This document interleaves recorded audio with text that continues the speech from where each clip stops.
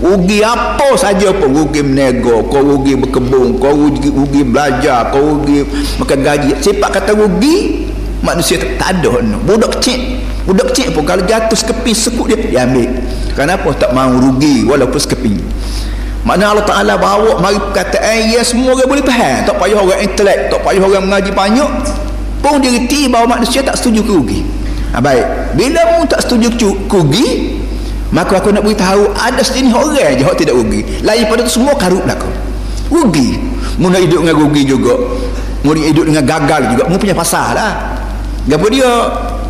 Apa ni hak manusia hak untungnya? Orang yang bersifat dengan 4 sifat. Sifat. Kita ada sifat, kita ada zat. Dalam pengajian kita ada sifat, kita ada zat. Zat dengan sifat ni zat dulu. Tubuh hamba ni orang panggil zat. Sifat hamba ni ialah putih, hitam, tinggi, rendah, gemuk, kurus, pandai, bijak, bodoh. Ini orang panggil sifat. Sifat-sifat ni benda yang bergantung hak lain. Dia tak boleh sendiri. Putih, hitam, boleh kerana dia putih. Putih dengan tak ada benda.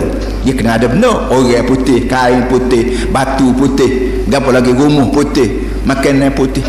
Putih ni jenis sifat yang dia tak boleh ada kecuali dia berikan benda lain. Benda tu orang panggil zat. Hak ni panggil sifat.